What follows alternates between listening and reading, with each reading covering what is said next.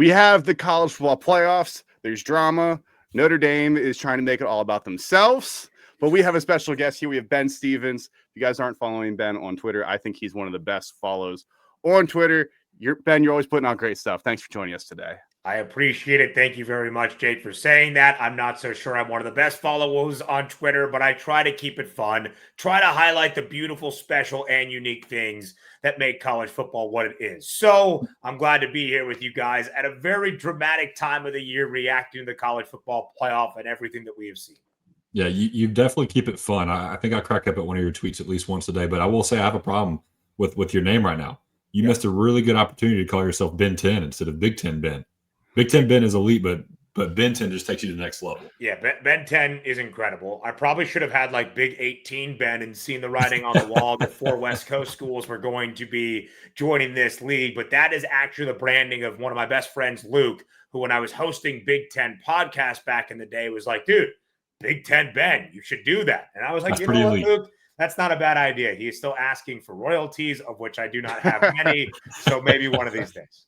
Hey, if any more teams join, you're going to run out of space on your wall behind you. For sure, man. So I have, as you can see, I've kind of organized it to the best of my ability. I think we could get to 20 because we have the football license plate with all of the different states. We've got 8 on this side reserved for the better 8 teams based on the standings. I actually probably should do one final update now at the end of the regular season. And, of course, what we have over here with the 10. So we could even up with 10 on each side. But for right now, we'll stick with 18. This is college football, folks. This is college football. Indeed it is. Let's start with your neck of the woods there. I'm also more of a Big Ten guy. Let's start first with after what felt like 97,000 days, Big Ten, the Penn State finally has their head coach, Matt Campbell. I have my opinions. I'd love to hear your thoughts first on Matt Campbell going to Penn State. Yeah, I think to end up with Matt Campbell, with how wild a ride it was in the Penn State coaching search, is about as good of a conclusion as Pat Kraft, the athletic director in State College, could have ever hoped for. Matt Campbell has been the name that has been floated out for basically every single job, at least the last 5 years, if not longer than that. I think Matt Campbell is a great football coach. I think Matt Campbell will be able to do a lot in State College. When you look at what he did at Iowa State, this was a program that did not win, much in the same vein of Indiana prior to Matt Campbell taking over the reins often in Ames. He led them last year to an 11-3 season, a spot in the Big 12 championship, a Pop-Tarts Bowl victory, which does, in fact, it matters. That matters. It certainly does, Jake. It is the People's National Championship for a reason, and it was the first ever 10-win season in the 130-year-plus history of Iowa State football. Even more recent times, the 30 years of the Big 12. Iowa State was a member of the Big 7, the Big 8, so on and so forth. But in the 30-year history of the Big 12 Conference, largely as we know it, 8 of the 9 winning conference seasons, including 2025, which fell short of expectation in Ames, 8 of those 9 winning conference seasons, courtesy of Matt Campbell. I think he is going to have success at Penn State. I thought the move to keep Terry Smith on the staff, you could not have blamed Smith if he looked for other and greener ventures after being passed over for the head coaching job. You probably could not have blamed Matt Campbell if he said, not really trying to get into a power struggle by any means, if the players are so bought into the idea of you being a head coach. But the fact they have found a partnership for Terry Smith, who has such a great connection with that program and the players to remain in State College, for me, it's about as good of an outcome as Penn State football could have hoped for after the wild 54-day roller coaster that was their coaching search. Yeah, and then for all the wives that are listening right now, let me explain to you what just happened with Virginia Tech, Penn State, and Iowa State. So Virginia Tech got a divorce, right? They kick their husband out of the house, and they bring on this other guy from Pennsylvania who they love a lot, but they love their old husband still. So they decided, hey, let's let the old husband live in the house with us. He can coach. I mean, he can take care of the kids while me and the new husband do all the fun stuff. Yeah. And then, over here in Ohio State, we're just going to get the fun-loving guy that we really didn't want because we wanted all the bad boys, but the bad boys didn't want us. And then we found this guy who ended up being perfect, and we're going to have the best marriage ever. Well, I think that's a pretty spot-on assessment right there. It's a Hallmark movie too. It sounds fantastic, especially during the holiday season. We should have pitched those rights before we really got going here. We could compare so many things to the college football coaching search that is real-life drama or reality television. I saw somebody say on Twitter that it was like being blackout drunk at a bar, swinging and missing on like the first 7 girls that you go and talk to for you to still end up with a 10 as you leave at 2 a.m. when the lights come on. So for Matt Campbell in Happy Valley, I think it will be really, really successful for Penn State. I do wonder, I think my only question, and maybe not a question, just more curiosity, how quickly do the big game narratives and the big game questions come up for Matt Campbell? Does he have a grace period of a year or 2 or 3 if they are not necessarily contending for Big Ten championships in college football playoff spots and falling short against the Oregons, the Ohio States, and now, heck, even the Indianas in the Big Ten Conference? I wonder how quickly some of the big game narrative, of course, that was the undoing of James Franklin, starts to creep back into the conversation. Yeah, one of my big questions is keeping Terry Smith is huge there because for roster retention, it's kind of a worst kept secret that some players are going to go to Virginia Tech. Nobody really knows what that number is, but I think that number is going to be between 5 and 10. Whether the caliber of those players, I don't know if they're going to be starters, maybe freshmen. I think it's the worst kept secret, but also guys from Iowa State are almost certainly going to come to Penn State as well. For sure. What does that roster look like in 1 year? Because you just saw they signed 2 kids. Yeah. Do some kids that were signed to Iowa State get released and go to Penn State? What does the transfer portal look like for Penn State? Because I think next year is a free pass for Matt Campbell. As long as you find a way to 6 wins, which in the Big Ten, they should, just because of talent alone that they're going to retain, he's going to get a pass for next year. It's the following year that now you have a second year with the portal, a second year recruiting class. What does it look like? Because I think Matt Campbell is a great coach. I'm not sure Matt Campbell is a national championship coach. I'd argue he doesn't get 2 years. I'd argue Kurt Cignetti ruined it for everybody. I mean, because he came in there year one. Yeah, Kurt Cignetti set a false narrative for every coach in the future of college football, because the fact that he has lost 2 games in 2 years, 1 to Ohio State, 1 to Notre Dame in a playoff game, and now he just won a Big Ten championship and 13-0. I think Kurt Cignetti, if anybody tries to relate to Kurt Cignetti, they're doing a disservice. Kurt Cignetti is the star quarterback that took off as a freshman, and now you expect all these other quarterbacks to come in and do the same exact thing just because they're highly touted as recruits.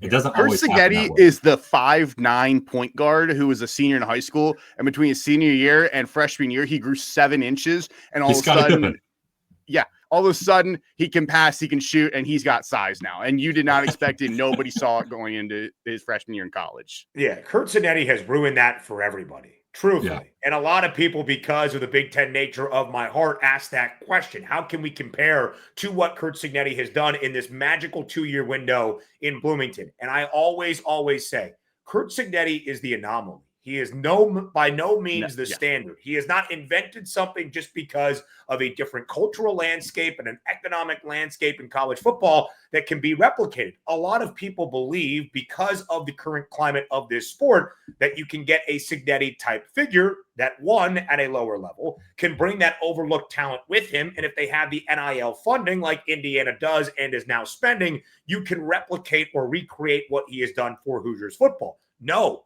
Kurt It Cignetti took a perfect storm for Indiana. Mm-hmm. And it was, and you could still find that at other spots where you could see improvement or growth. But what Cignetti has done, who Kurt Cignetti is as an individual, to talk as much as he did rather brazenly and bravely before he even coached a game at the losingest ever FBS college football program, and to back it up in the way he has, again, it's going to be difficult to ever even get close to replicating that, let alone make the numerous amounts of history that Kurt Cignetti has done. Matt Campbell, much more established, a decade at Iowa State, did things in Ames they never thought were possible from a football program perspective. It will be really interesting to see how that success carries over with the Nittany Lions and when exactly some of the old issues that arose for James Franklin might, if they do, start to creep in for the Campbell era. Yeah. There was a lot of other coaching moves. I don't really want to dig all into them because right now we've got so many coaching moves that I can't even keep track with. Yeah. I mean, Iowa State hired a coach in like 30 minutes. Crazy. It was some insanely fast. People are hiring coaches faster than they could even be fired right now. Let's jump over to the Big Ten championship, as you were just talking about. Indiana beats Ohio State 13-10. I watched this game pretty intently with a couple glasses of bourbon in me. So, some of it's a little fuzzy. Yeah. I thought both teams did not play their best game. I thought both kept it very vanilla. I thought that I came out of this thinking these were two really great teams, but also both teams could have played significantly better. And both teams, I think, could have won in, I don't want to say a blowout fashion, but I could have seen both teams winning by double digits and it ended up being a 3-point game. What, am I off base here? You think I'm close? No, Jake, I think it was a little bit uncharacteristic, especially early. Fernando Mendoza and Julian Sayin each throwing an opening quarter interception. Sayin has not thrown many interceptions this year. Threw one on his second pass attempt of the game against Michigan. And then, of course, on the opening drive for the Buckeyes that Indiana took away a field goal from. On Mendoza's interception, set up Ohio State at the 15-yard line. They scored a touchdown. So that was a little bit strange because my key for the game was going to be how elite both defenses are and how great they are at red zone defense. The two FBS teams in the country that allowed fewer than 20 red zone trips this year and the only two that had allowed fewer than 10 red zone touchdowns. So if you could even move the ball down the field inside the 25 or 20-yard line, could you take advantage? Would you be able to convert with a touchdown? Would you have to settle for 3? So playing on those short fields and getting some easy points, I thought was a benefit for both. We saw field goals missed. Nico Radicic had been perfect prior to the field goal that he missed in the opening half. Of course, Jaden Fielding hooking a 27-yarder was not what we expected as well. I thought Ohio State on short down yardage made some very interesting calls. Bo Jackson has been a revelation in the final month and a half of the regular season for that Buckeyes ground attack. So to go with a QB sneak for Julian Sayin and then to throw the football on 3rd and 1 on a bootleg out for Sayin and not really give Bo Jackson his chance, that was interesting to me. But again, Jake, it's kind of what I thought in terms of what would be that determining factor, which was the red zone and the inability for Ohio State to take advantage of that against Indiana. The 2 red zone possessions for the Buckeyes in the second half, each inside IU's 10-yard line. They came away with a total of a combined 0 points. To me, that was what cost Ohio State. I think, though, we did see, because I still think there was that narrative from last year for the Hoosiers. Remarkable story under Curt Cignetti.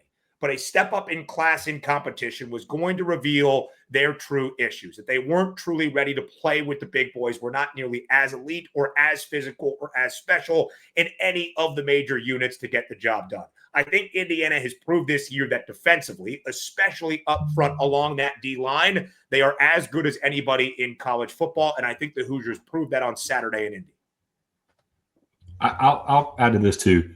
Do y'all think Ohio State lost the game more than Indiana won it? Just to go back to your red zone woes, a 27-yard field goal to miss, to tie it up. I mean, you're looking at an overtime game. Ohio State seemed to have had the momentum at that point with some big plays from Jeremiah Smith and Bo Jackson. I feel like that Ohio State did more to lose that game than Indiana did to win it. Ryan Day has had some interesting game management calls over the years. I thought to go for it on 4th and 1 from the 5 when you could have settled late in the third quarter, still with like 15 and a half minutes remaining in regulation with a tie game and a whole fourth quarter to figure things out would have been a different field goal call. I did not mind him going for it there.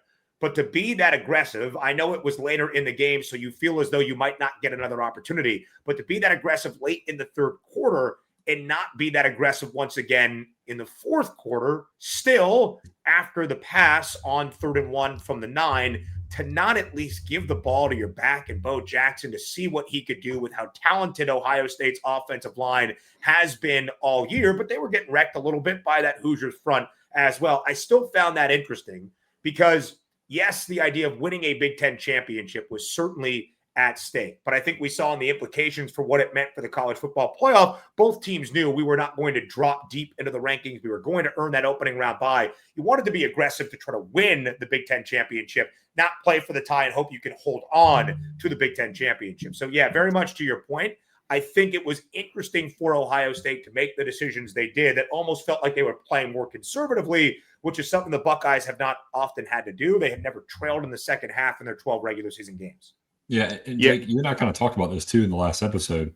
You know, this could have been one of those games because we thought we knew, we strongly assumed that whoever lost this game was still going to get one of the 4 bye spots. So there was really nothing to lose. There was only to gain from this game. So yeah, maybe they did just take their foot off the gas a little bit because of that. I don't know. I don't think they did, but I don't know. I questioned, and I haven't seen an answer, and I don't know if this is exact, but they ran a lot of 3 and 4 tight end sets, a lot of heavy personnel out there.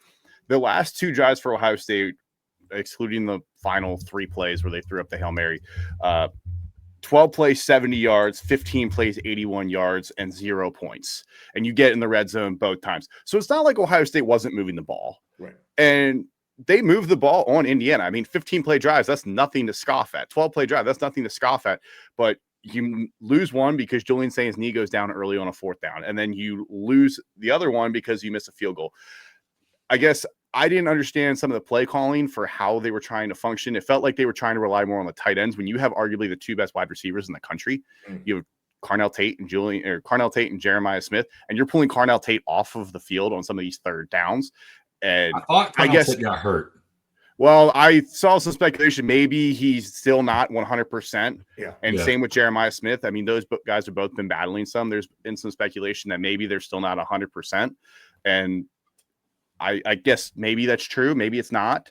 But I guess if he's even close to playing, I don't know why you're putting your 3rd string tight end in rather than Carnell Tate. Yeah, it was interesting, especially late in the year, because Julian Saint started to develop that relationship with Max Clare, who was the Purdue transfer, who was second in the Big Ten last year among tight ends and receiving yards, only behind Tyler Warren. And he was supposed to be that big splash for Ohio State offensively. Kind of a slower start, but final 2 months, they started to find it. In the Rutgers game without Jeremiah Smith and Carnell Tate, we could go out there and probably throw for 250 against that Rutgers defense this year, but he connected with Max Clare in a big way, building up some of that rapport. They then, against Michigan, had Will Kazmarek in there a ton in terms of what they were doing in those 2 tight end sets, and still relied on that against Indiana, where I think at times Ryan Day did say that Brian Hartline was the play caller, that Brian Hartline, despite being the next head coach at USF, will remain the primary play caller, but Ryan Day will become more involved, as he has in CFP's past, in the offensive schemes moving forward. At times, though, it almost seems like Ohio State is trying to play to their opponent, not to their own athletic freak nature on the outside. With, to your point, Jake, the 2 best wide receivers, or maybe the best wide receiver duo, although I think some on Indiana's side would argue that. But when you have Carnell Tate and Jeremiah Smith, who were blowing the top off some of that Indiana secondary throughout the game, to not utilize them to try to manufacture things in a way that really wasn't benefiting you has kind of been a kryptonite at times for Ohio State. Yeah. So we'll talk a little bit about Ohio State later. Again, SEC championship. I don't necessarily think anybody saw Alabama. I think we all knew Alabama struggled to run the ball. I don't think anybody had them going for -3 rushing yards. I went back and looked at their drive recaps. They had 8 drives with 4 plays or less, and they did not score on any of them. They punted on 7 of them, and they went for it on 1. And they ended up, I believe, with 57 yards on those 8 drives. Yeah, Jake, you want to know what the longest rush of the game was? I cannot imagine it was past single digits. 5 yards. That is brutal. I guess I thought Georgia would probably win this game, especially with the running back situation. I am concerned about Alabama moving forward, because if you can't run the ball in these big games, you're going to see this all over again, especially you're facing an Oklahoma team coming up. But Ben, would love your thoughts on what was that? We've never seen an Alabama team that uncharacteristic, especially under Nick Saban, where they just ran the ball down your throat. We did in week 1 against Florida State. But they had positive rushing yards in that game. That's true. But bookend losses that look very similar. They struggled at the line of scrimmage against Florida State in week 1. And this game reminded me of that so much. And this shows you how much better Georgia is than Florida State, because where they were still able to gain ground against Florida State, they had -3 rushing yards against Georgia. So that's the difference in the two. But the game plans were similar. They got dominated in the trenches. And we saw how Alabama looked against Oklahoma when they played in the regular season. They struggled to protect Ty Simpson. In the last few weeks, they've struggled to protect Ty Simpson even more than they have the rest of the season. So that's going to be a huge issue in this week 1 or round 1 matchup. Against the dog pound, for sure. And actually, the key for me in that Oklahoma game was against an Alabama rushing defense that had really struggled throughout the year. And OU had started to find it with John Mateer looking just a little bit healthier, utilizing the athleticism in the Ben Arbuckle system. And then also the freshman and Xavier Robinson starting to kind of become that guy for that Oklahoma offense. They barely ran it against Alabama. And the defense under Kane Womack this year for the Tide has improved so much so in defending the run. The first game against Georgia, despite winning in Athens, Georgia averaged 6.7 yards per carry inside Sanford Stadium. Following the game against Georgia, even against teams like Tennessee, 4.5 yards per carry. Nobody had had more than 4.5 yards per carry following the Georgia game for that Alabama rush defense. They had improved so much so in the final month of the regular season. So at Georgia's issue early in the year in the secondary, in the opening game against the Tide, Ty Simpson, 276, 2 passing touchdowns, a rushing score as well. We saw Joey Aguilar light them up. We saw Trinidad Chambliss perform really well against that UGA defense. The secondary had improved in the back end for the Bulldogs entering the SEC championship game. So if you could nullify some of that Alabama offensive success, make them very one-dimensional, because UGA's rushing defense has been top 10 basically the entirety of the season, it was going to be difficult. But I think what has been so damning for this offense this year, having Ryan Grubb back for Alabama, has been the inability to run the football. They've basically been a bottom 5, bottom 3 rushing offense the entirety of the season in the SEC. And they let a guy like Justice Haynes walk to Michigan. Obviously, he has been injured the remainder of the year. Jam Miller dealing with things as well. I went into the game still thinking Alabama's an underdog. Everything favors Georgia, but that's really been the story since the 2021 national championship game. The Tide have been a dog 7 times since 2015, 6 of them against Georgia. They have won outright in 5 of the 6. Everything screams Georgia, but I'm hesitant to actually think Georgia wins this game comfortably because of what we have seen when the Crimson Tide have been booked as a dog. And then as I started going later and later in the week, especially the injury report for Alabama on Thursday night, guys like Josh Cuevas out, so many defensive stars for Alabama out, and the injury concern against for Jam Miller, I really kind of flipped things back to Georgia. Did not think it would be 3 touchdowns, but thought it might be by at least a touchdown. It was a really prominent performance out of Georgia, and I think Gunnar Stockton is really in command of Mike Bobo's system, and that's a really good sign for the Dogs entering the playoff. Yeah, the one thing for Alabama is when you have that inability to run the ball, it doesn't matter how good your wide receivers are. Jeremy Bernard, Ryan Williams, Isaiah Horton, all 3 are dogs. They're great receivers. But if Georgia knows you cannot run the ball, I mean, there's a reason why Ty Simpson was 19 of 39. Yeah. Because Alabama knows that they have to throw the ball because they can't move it. And Georgia, you're playing right into their hand. You're playing right into their hand where they know, well, none of these guys are going to be able to move the ball on the ground. So we can just drop back or we can just come after you. Yeah. Like, we know that what you're throwing the ball basically every play, and we're going to be able to stop you. And if you're only getting 3 or 4 play drives, I mean, that's terrible for your own defense because they're getting no break. They're going right back out constantly. And, averaging 8 yards a carry, I mean, that's just going to beat down your defense. Okay. And the score was 28-7, but it never felt like it was even that close. Yeah. It never felt like it was that close. Is the ACC dead? Duke wins it with 8-5, and they were lobbying hard for a playoff spot. That was like Mr. ACC, take it away. Yeah. So Jim Phillips put on his clown mask. The meme where he's painting himself, in his clown makeup, because there's no way anyone with a pulse who's watched any college football this year would think that Duke team deserved to be in the college football playoff over a JMU, over a Tulane, over anybody for that matter. When you have a team that wins the ACC championship that also lost to UConn and allows UConn to dance on their grave the next day on social media, you don't belong in the college football playoff, right? So, no, Duke had no business being in there, and Virginia blew it. You talk about twice Virginia was driving, getting into the red zone, and Chandler Morris throws a pick. They turned the ball over. They had countless opportunities where Duke was in 4th down and they jump off sides, or Duke was in 4th down and went for it and got it. I think the stat was, let me pull it up so I get it right. Duke was on 4th down 4 for 4. Yeah. And that's not including penalties.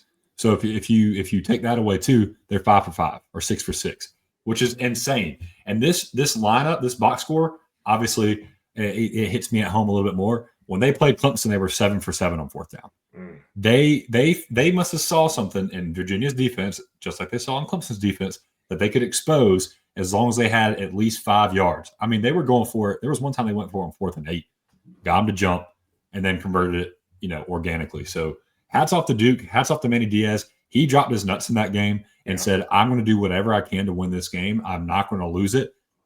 And, buddy, they went out and did it. Yeah. And Virginia, in the biggest moment in their entire history, crumbled.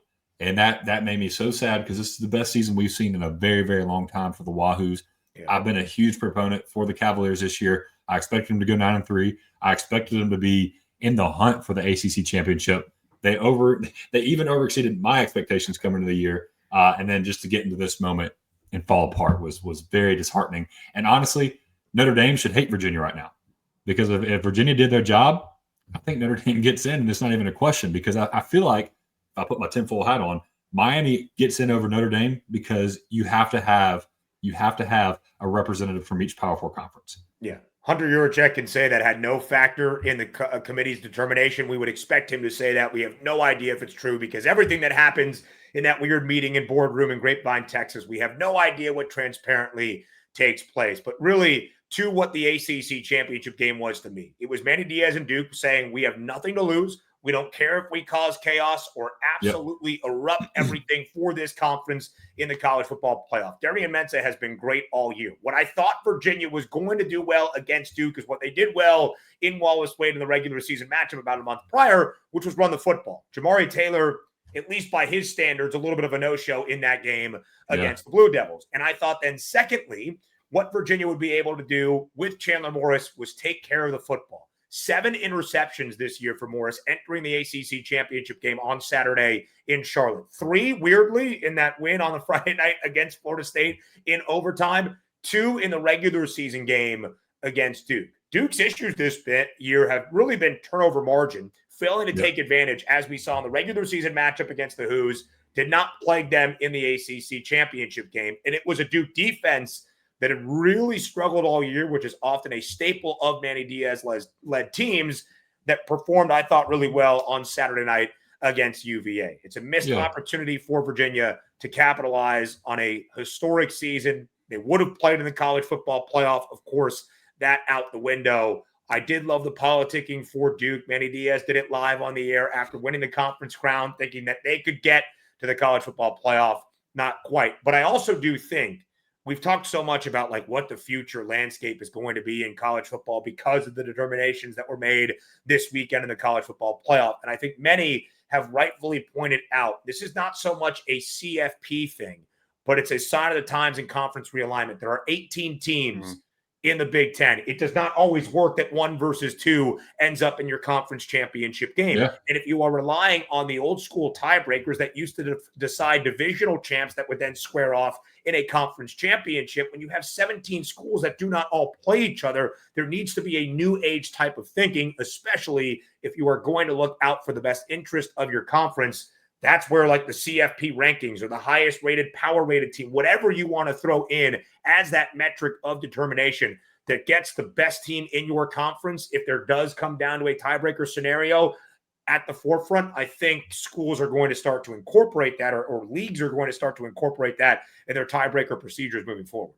Yeah, that was something that I was actually going to bring up next because you've seen the American Conference do it, where their first tiebreakers head-to-head, their second is CFP ranking. Yeah. And you look at some of these tiebreakers for these conferences, you're going down to the strength of schedule of your opponents that you beat or something like that. Sure. It gets deep down in the woods where all of a sudden, if there's a 4-team tiebreaker, you're going so far into the woods for all of this where it's a question of, does it make sense? Are you actually figuring out the better team? Because don't get me wrong. Yeah, Duke, they got in because of their tiebreaker and they won their game. Great for them. But you can't tell me that Miami is not a better team than Duke and that a 2-loss Miami team should not have been in the ACC championship. And then they could have earned their right for sure. With a win, a loss, they're probably out.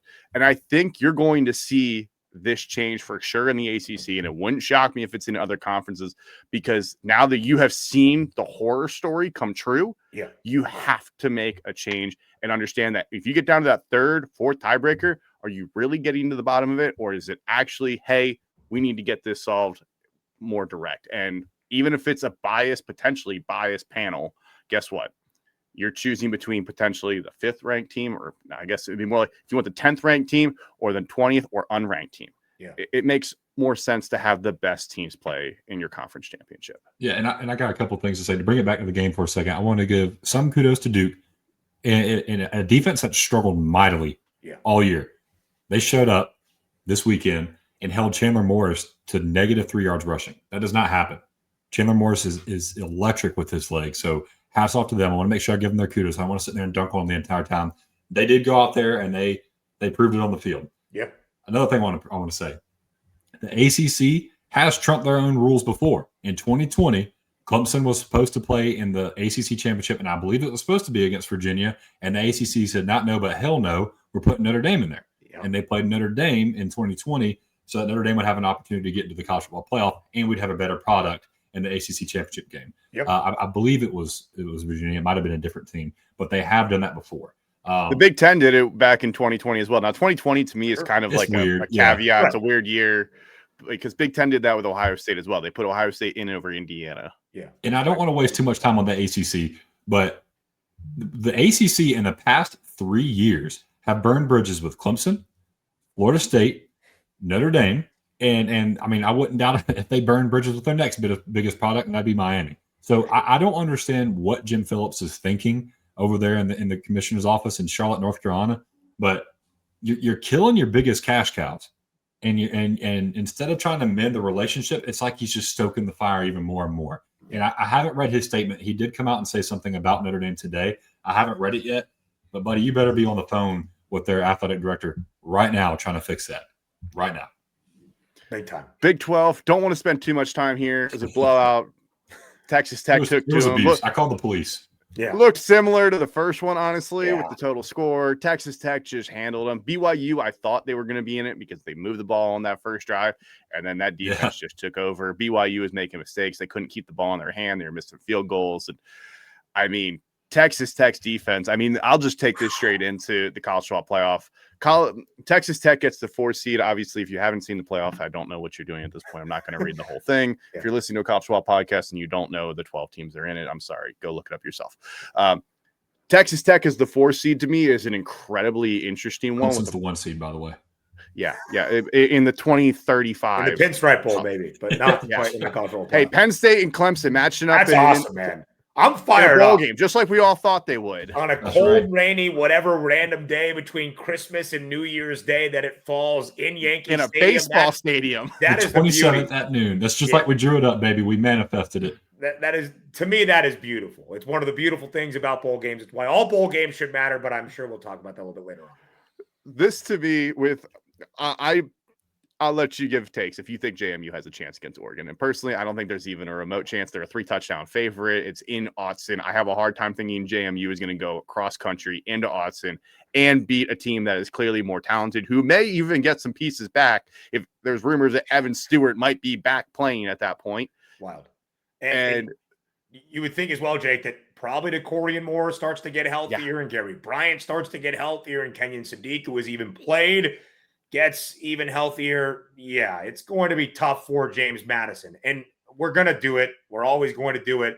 That opening weekend, there are going to be games that are blowouts. We're going to question the system. We're going to question the validity of a 12-team era. I just want to put this out there right now. We all need to know it, so just deal with it.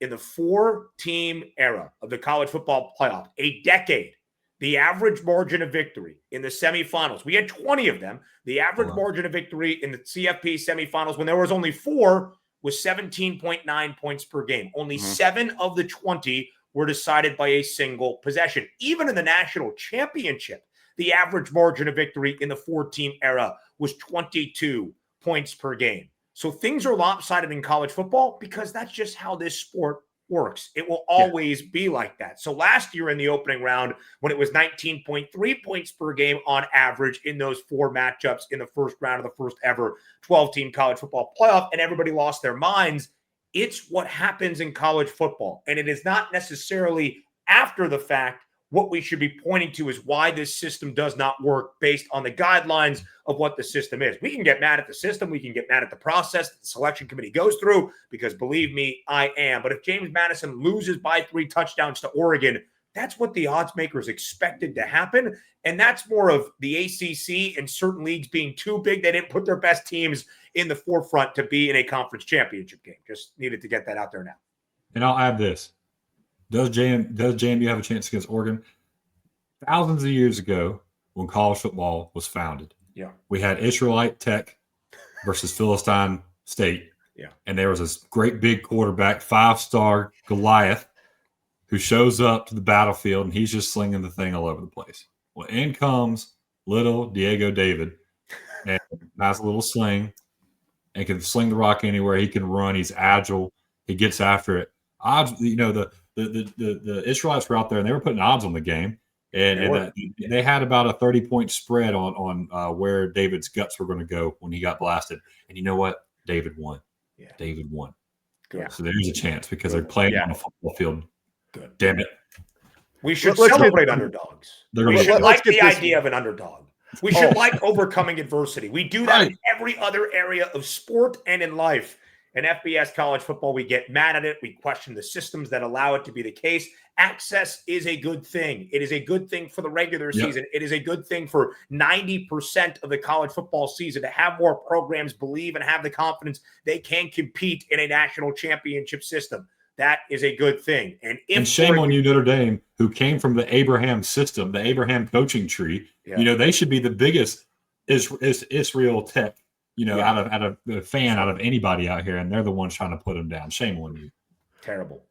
Would you make any changes to the 12 team, ranking wise, team in, team out? Like, I personally thought Georgia should have been number 2. I thought Georgia should have been above Ohio State at number 2. I thought that Georgia played a tougher schedule, avenged their only loss. I know Ohio State only lost by 3, but Georgia's only loss was to Alabama. I thought they should have moved 2 ahead of Ohio State, but I'm fine with it saying 2 and 3.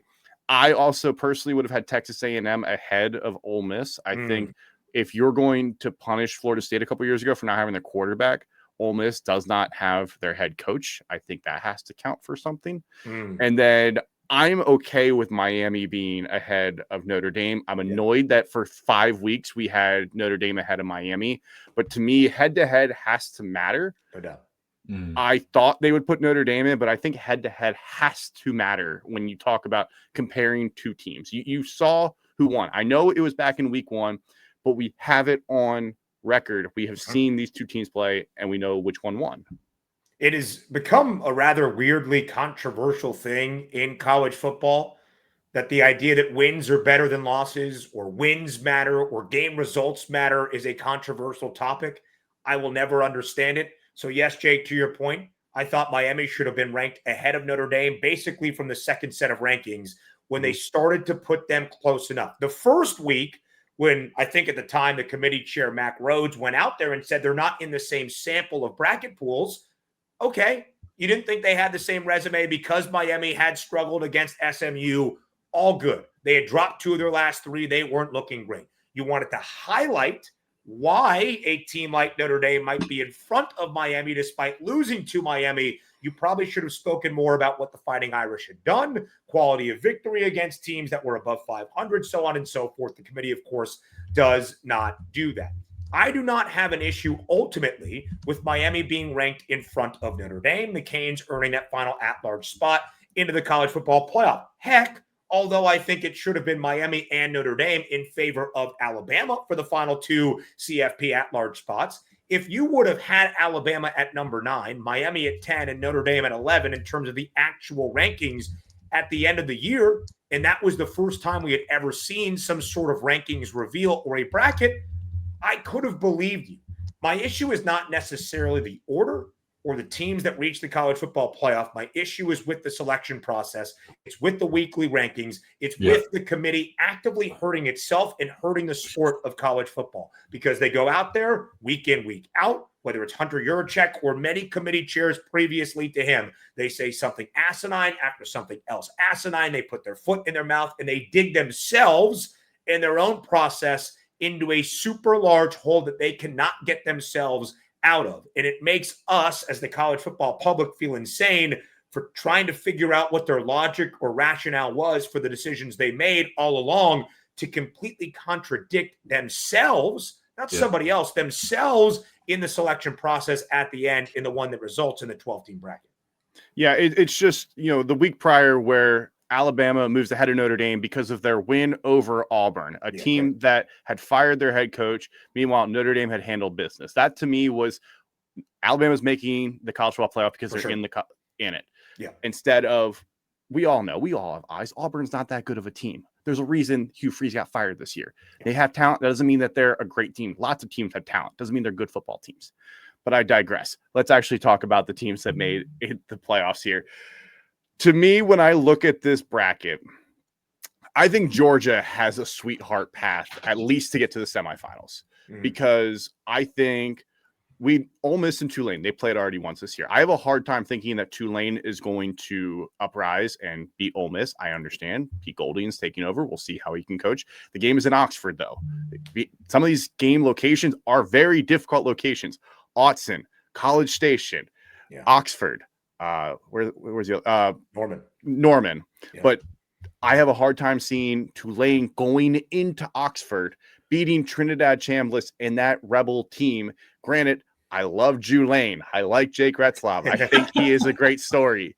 But we have seen Tulane struggle at times this year. Yeah. And Ole Miss overall, Ole Miss has been a pretty solid football team. I think it'll be interesting how they manage because Charlie Weiss Jr. is back. He will be calling plays. Are we going to see a situation similar to what we just saw this past weekend with Ohio State? How focused is Charlie Weiss Jr. on this job, knowing he's going to LSU as well?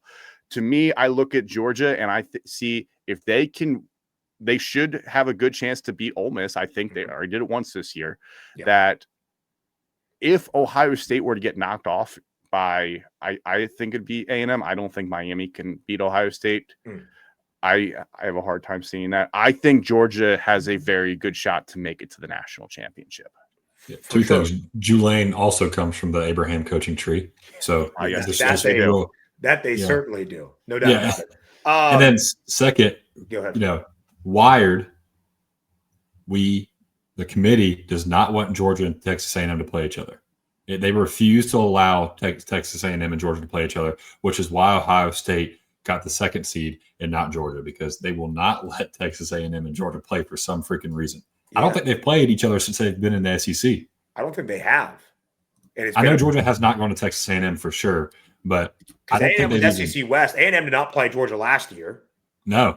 And they didn't play this year. So I'm checking this real quick, but keep going. Jake, you said in comparison, and some people brought this up, Ole Miss made the jump despite the Lane Kiffin news in the second to final set of rankings in front of A&M. I think that when you look at both of their resumes in terms of ranked victories and FBS bowl eligible teams or 8-win teams, a little bit lacking in both. So I would have put A&M in front of Ole Miss. I have been skeptical of the Rebs all year long because despite Lane Kiffin rightfully getting his offensive flowers and how good Ole Miss has been offensively under Lane Kiffin, defensively is where they have been otherworldly until this year. They played really well against Oklahoma. That might be more OU's offense and John Mateer's right thumb not really being existent, despite the fact that Dr. Steven Shin is a miracle worker. I still wonder about Ole Miss defensively, especially up front in containing the run. That's where I think Tulane and Jake Retzlaff and what they can do on the ground is going to be better suited than perhaps they were when Retzlaff really had only been there for less than 2 months the first time they met. Now, I don't think Tulane's about to pull off the upset in the Grove. I just think this game has a chance of being slightly more competitive. But to your point then, Jake, if they match up against Georgia, Georgia already beat them. I think Georgia beats them down and gets to the college football playoff semifinal. I'm really interested to see that Miami-Texas A&M game, the Notre Dame bowl affair, if you will, because Miami has been so good on the defensive side of the ball, really the last 2 years, especially up front. And I think Corey Heatherman has done an incredible job in his first year as the DC there in South Florida. And when you have Ruben Bain and Akeem Mesidor, you can be really creative with what you do up front.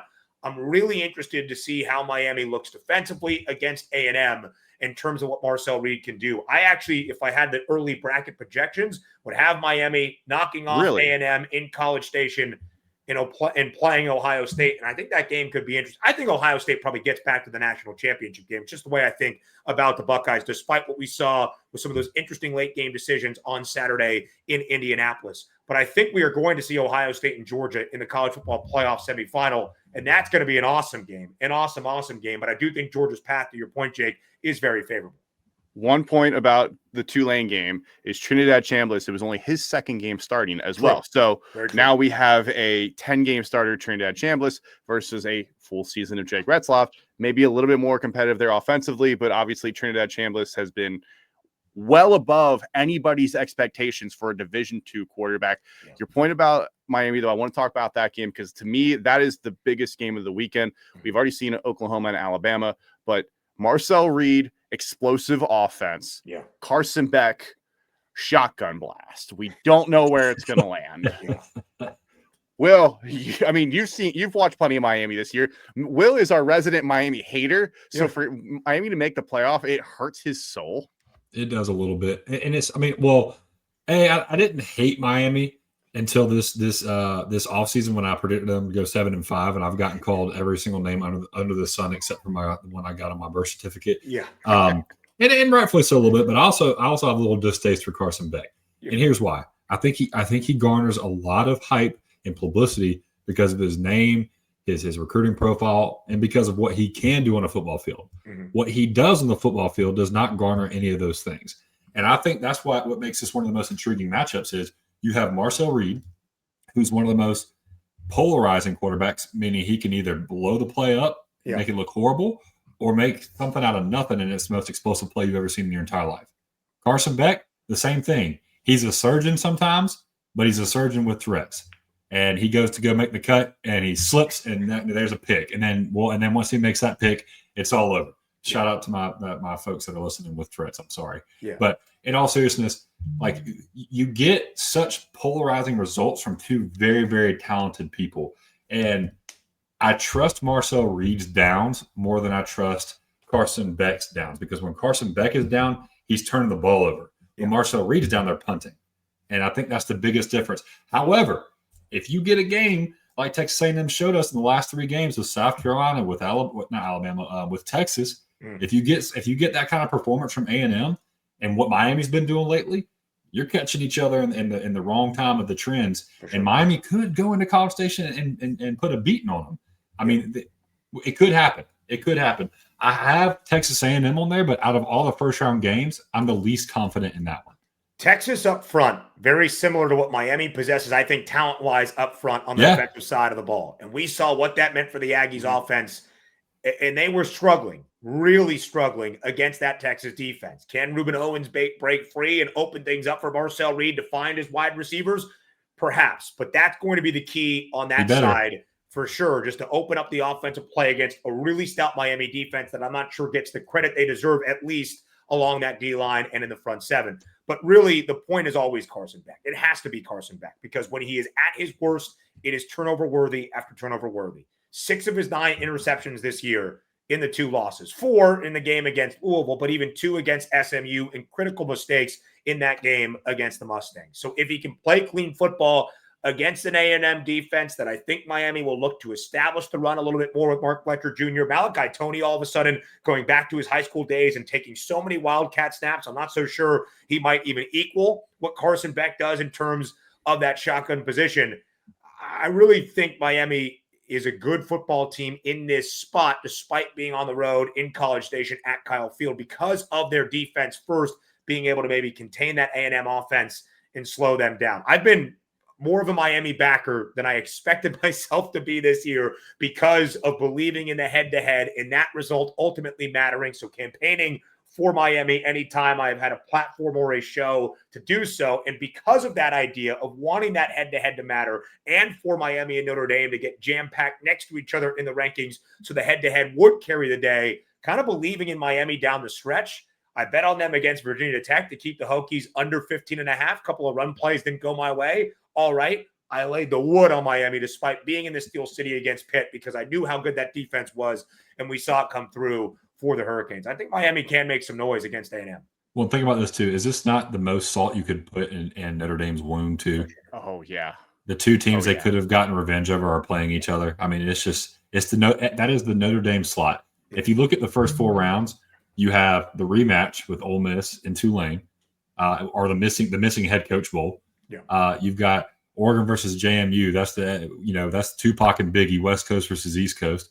You got Alabama. I and don't know if Oklahoma. JMU is quite Biggie, but we'll... Shout out to Harrisonburg, no doubt. All right. Let's give them. What's another East Coast rapper that maybe not as well known? Somebody from Virginia. Let's go Gorilla Zoe. Okay. You got Gorillas or Michael Vick if Michael Vick ever had a rap career. No, let's go Marcus Vick. That's Marcus Vick. He's Marcus Vick. Yeah, and then Alabama, Oklahoma. You have the juggernaut offense that's sputtering versus the juggernaut defense that is not. Yeah. And then Miami and Texas is the Notre Dame salt line. So Alabama and Oklahoma. We've seen this game once happen before. Ty Simpson had one of the worst games of his career, and it just didn't go his way. The winner of this gets to face Indiana. In Indiana, we just saw them beat Ohio State. And I personally have a hard time seeing one of these teams beat Indiana because there are just so many flaws with Oklahoma, with Alabama. Alabama's inability to run the football. Oklahoma, we have no idea what John Mateer's health is going to be. And just the offensive struggles that we thought they were going to be, a better offensive team with Ben Arbuckle coming over, Jaden Ott, who just didn't play basically this year, John Mateer's hand getting hurt. This is a weird matchup that we already saw once, but I don't see it being the same matchup again. And then you get the luxury of facing Indiana, who is arguably I don't want to say arguably, they are one of the most complete teams in college football. And you have a coach who has a vendetta against anybody who speaks and breathes near him. Yeah. A Signetta. I want to say this too. If anybody has a doubt on how good Oklahoma's defense is, they've started a quarterback with one hand, and that one hand not being his throwing hand the entire season. Yeah. Right? And they are still 10-2 in the SEC. That is insane. I don't think people realize how good that defense is. Brent Venables deserves more flowers than he's getting. For sure. They are so good. It is one of the reasons I thought Oklahoma was going to go over their win total and maybe even flirt with the college football playoff despite how difficult the schedule was this year for the Sooners.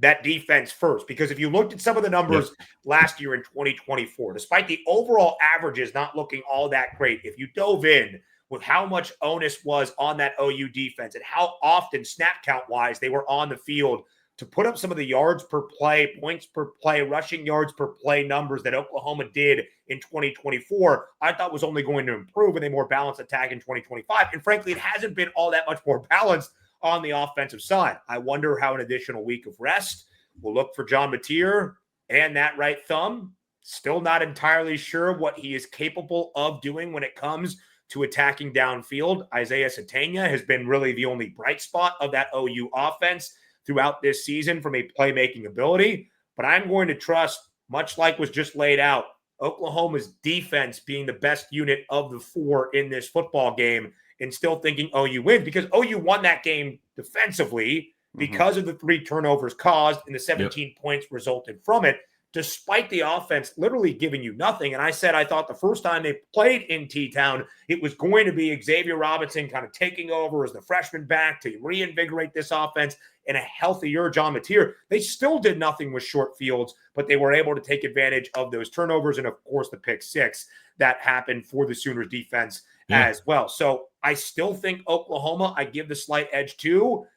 Alabama could find something, and they certainly are going to use this additional week of rest to get healthier because they had a long litany of injuries for the SEC championship game. I still think I probably give the nod to OU. Do you think OU puts up a fight for Indiana, or do you think that is really Indiana's game to lose there? So it is going to be the narrative ball, right? You are going to have an SEC team. You are going to have a premier program in this sport take on little mighty old Indiana in the Rose Bowl on New Year's Day.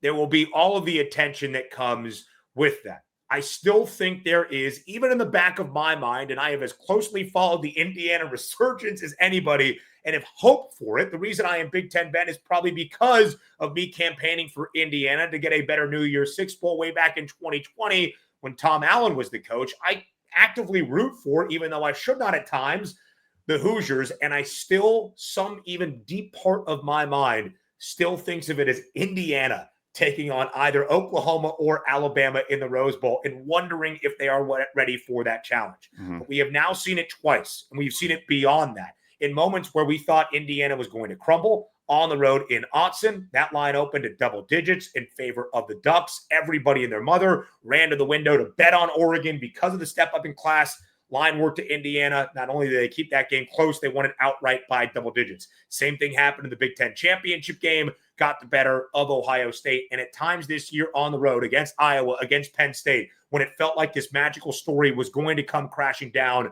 they found something. To me, Indiana is the real deal. Indiana is the number one team in the country. Indiana entering conference championship weekend was the only team in all of college football that was top 5 in scoring in total offense and top 5 in scoring in total defense. They are deserving of the praise and that recognition with the number one next to their name. So they should, and I think it's actually a favorable matchup for IU because of how lopsided Alabama, or unbalanced perhaps, the Tide and the Sooners have become on either sides of the football. It's a favorable spot for IU. It just still feels, until I see it in the college football playoff in a quarterfinal in the Rose Bowl on New Year's Day, I have to kind of wait with bated breath at times. There's still a little bit, I'll believe it when I see it, because it is Indiana. It is Indiana. Now, if Indiana wins, they're going to likely get the matchup of Oregon and Texas Tech. And we already talked about JMU. Oregon, Texas Tech, to me, like, doesn't have as big of the, I don't want to say brand name. I know Oregon is what they are with the Nike money and everything. And, Texas Tech, the oil money has come in. But, I mean, these are still in relative to new powerhouses, in air quotes there, because you then get this Texas Tech front with David Bailey versus this Oregon explosive offense with a 3-headed monster at running back, all these weapons at wide receiver. And to me, that could be the most exciting game in the college football season because of the players and the style that are both going to play. I mean, Texas Tech, they have a suffocating defense, and Oregon, I mean, their 3-headed monster running back, those guys are going to be fresh and ready to go still. Yeah, I think it's national championship worthy, like national championship caliber. Oregon and Texas Tech, I almost wish we did not get it in the quarterfinal, obviously assuming Oregon handles JMU, which I all think was going to be the case.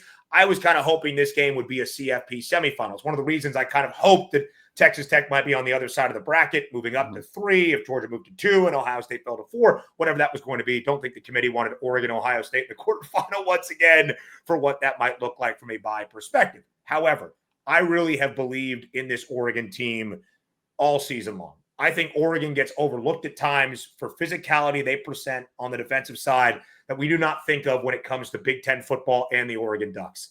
They have it up front. And what Tosh Lupoy has done for that defense in the last 4 years, I know he's going to Cal, but what he will still do in the college football playoff, man, they are as good as you will find against the Texas Tech defense that is as suffocating up front as any team in the country. I don't think we've seen the best of Baron Morton. The funny thing about the Red Raiders in their 2 big wins against BYU by 22 and 27 points, they've been awful in the red zone. I mean, awful in the red zone on offensive drives. If they can start to find those ways of converting into touchdowns, those would be even more lopsided affairs. I really think this is the best game of the quarterfinal round. I think it's going to be an awesome Jersey matchup. I think it will get the due that it deserves, no doubt about it, in Miami. And I think it is going to be an incredibly good game often throughout the year because, as we saw, Indiana, Ohio State at times, Alabama, and or Georgia kind of pulled away from a national championship contender title odds perspective. People would ask, who would you bet on if you could place a value at somebody at 10 or 15 to 1 or greater? For me, the question or the answer always was Oregon and Texas Tech. Tech was not just far and away the best team in the Big 12. They were national championship caliber because of how awesome that defense is. It's still the same way I feel. And in particular, stopping the run. And people want to bash BYU on how BYU's looked the 2 times they've played Texas Tech. Texas Tech is built to beat BYU the way they've beat them. Yeah. right? BYU Yeah. is very one-dimensional on offense, and if you cannot run the ball or if you can't pass the ball against Texas Tech, you are going to get your butts cut. Yeah. And that's what I'm afraid of with Oregon. If their three-headed monster can't get the ball moving, I think Dante Moore could struggle. He could struggle immensely. I mean, they struggled to run the football a little bit against Penn State, and that game came down to the wire. You talk about Indiana. That game came down to the wire. They ran it terribly. Yeah, if you can't run the football over there in Eugene, it's going to be tough. And I think Texas Tech and Oregon is probably one of the best matchups if we get it. I think we are. But if we get it, I think that's going to be one of the most exciting matchups we could get. And I'm super excited for that game. Yeah, final point, William, to your point about Oregon in the game against Indiana, 267 total yards for the Ducks, 267. That was it. Still the fewest in the 4 years of the Dan Lanning era. And they averaged 2.7 yards per carry on the ground. They got nothing against IU. I think Indiana has one of the 3 best defensive fronts in the country. Right next to them is Texas Tech.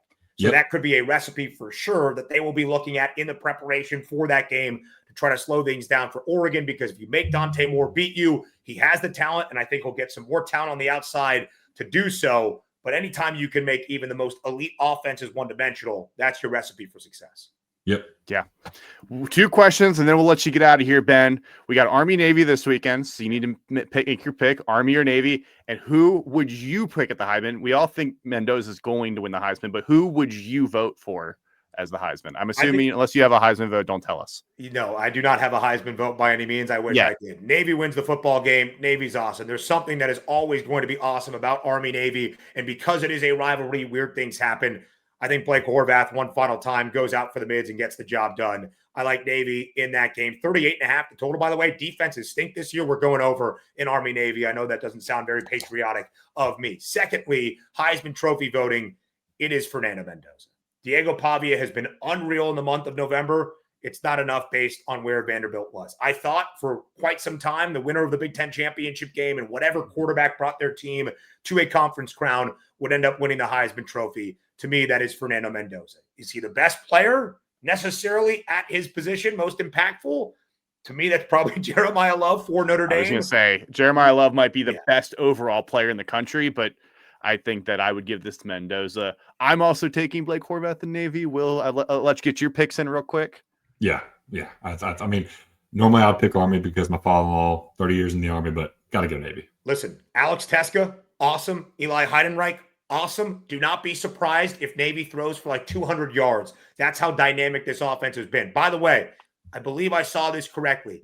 If Navy wins, it would be their second consecutive 10-win season. That would be the first time in Naval Academy football history, back-to-back 10-win years. Wow. What Brian Newberry has done in Annapolis, because we always thought it was Ken Niumatalolo, and that was it for Navy football. The fact that what he has done pretty immediately is awesome for Navy. I give all the credit to the offensive line coach, Jay Guillermo. Shout out Jay Guillermo, former teammate. Hell yeah. Well, Ben, really appreciate it. I'll let you give a second if you want to tell anybody where to go find all your stuff. VSiN is where I'm hosting our Saturday shows. It's Live Bet Saturday on VSiN, 12 to 3 p.m. Eastern time. We have some fun reacting to the great things that we are seeing in college football. We'll have some picks and some bets for Army-Navy this week as well. And then I also do a show with all these wonderful teams called Big Ten Breakdown. You can get that on YouTube, I-80 Club, I-80 Club on YouTube. Well, Ben, really appreciate it. Really appreciate you taking the time here, talking about the Big Ten, talking about the college football playoff. I know we enjoyed it, and we'll have to have you back again here real soon. Appreciate it, guys. Thanks for having me. Yep. See you, Ben.